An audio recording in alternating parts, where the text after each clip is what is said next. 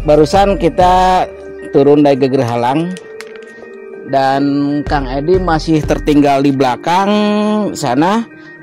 Kebetulan di sini ada Mang Naro dari Gelumala, seperti janjian. Jadi kita sekalian ke rumah Pak Diding sebagai saksi hidup pada waktu kejadian tragedi Sangiang zaman dahulu. Dan juga ini kita tadi ke Sangiang Bokor. Ternyata Sangiang Bokor juga salah satu tempat bermulanya lunturan air dari Gunung Geger Halang. Begitu ya? Atau lebih puasnya lagi kita akan ke rumah Pak Diding, lebih jelasnya sebagai saksi hidup.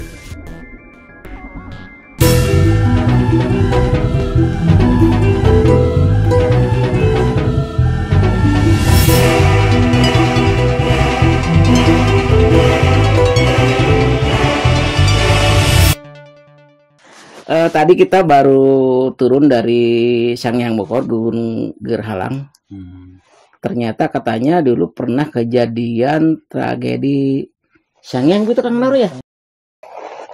Sangiang bedah.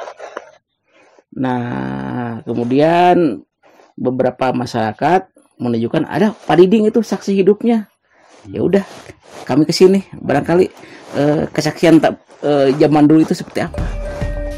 Kaitannya dengan tragedi musibah Banyu dulu, saya masih ingat karena memang itu berkaitan dengan saya dan keluarga saya.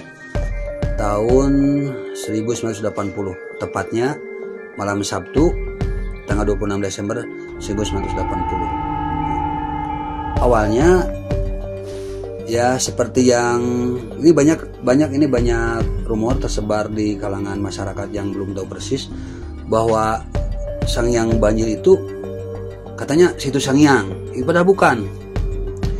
Yang banjir itu bukan situ Sangiang, tetapi Gunung Geger Halang longsor, ya. Ya mungkin tepatnya Sangiang Bokor longsor, dan Geger Halang kan ada ngarai. Jadi longsornya itu membentuk bendungan sementara yang memang waktu itu kan musim hujannya lagi benar-benar, kalau kata orang ini mah lagi ngijih, lagi benar-benar musim hujan yang besar-besaran. Jadi ketika longsor itu ya membentuk suatu bendungan dan air memang tertampung di bendungan tersebut.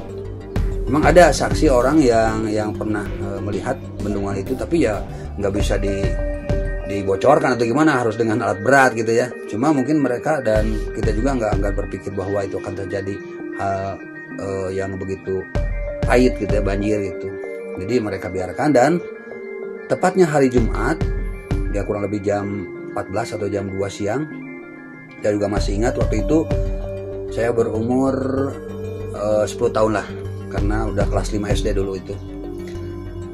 Hujan tidak henti-henti ya, dari jam 2 itu, jam 2 siang, jam pukul 14, dan henti-hentinya malahan saya sempat oleh orang tua saya diantarkan untuk hari ini, untuk malam ini kamu nginep di rumah nenek, kasihan sendiri, bapaknya lagi kerja, bawa nomor agen itu untuk perjudian zaman dulu gitu. Saya sempat diantarkan pakai nyiru yang seperti buat napi beas itu kalau mau ini ya, mau kita makan nasi. Ibu saya pakai buku caduk, buku toklok, karena dulu nggak punya payung, susah.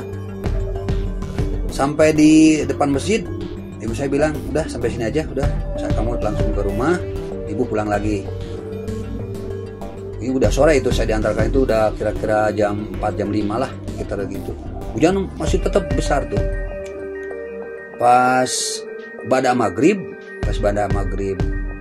hujan emang sudah mulai berhenti, cuma yang masih tersisa ya kalau petir masih ada, dan itu kilapan-kilapan petir masih terlihat dengan jelas, itu masih ada. Terdengar ada kegaduhan. Ternyata saya pikir yang gaduh itu dari tetangga saya yang lagi sakit. Ketika saya keluar dan ini saya juga keluar, ternyata ada orang yang digendong yang kebetulan sakit itu.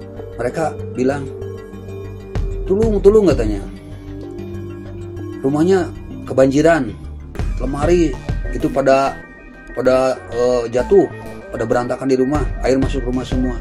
Saya bingung, kok ada apa ini gitu. Dan ternyata saya keluar pas ke jalan raya, dari kilapan petir saya terlihat memang air udah gede. Wah, dengan material yang kalau kita bisa diibaratkan mungkin beberapa kubik gitu. Jadi sangat dahsyat sekali. Saya akan lihat dari atas. Kalau air kan ke bawah, di jalan itu kan ke bawah, jatuhnya ke bawah. Kelihatan gedenya. Terus ada yang lari-larian dari sebelah barat, masyarakat yang mungkin yang selamat dari banjir di bawah gitu ya, yang berikan informasi bahwa wah ini udah untuk Pentas, untuk Lebak katanya. Pentas itu di blok saya tinggal, kalau Lebak itu blok yang lain di sebelah belakang masjid. Bawah berarti. Bawah masjid. Ini udah pada habis katanya, udah ke bawah air.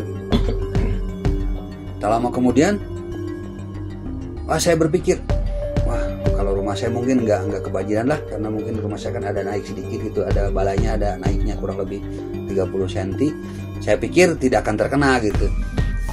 Tak lama kemudian ada yang menggotong itu apa? Saya pikir itu ada binatang yang digotong gitu. Ternyata yang digotong itu ibu saya.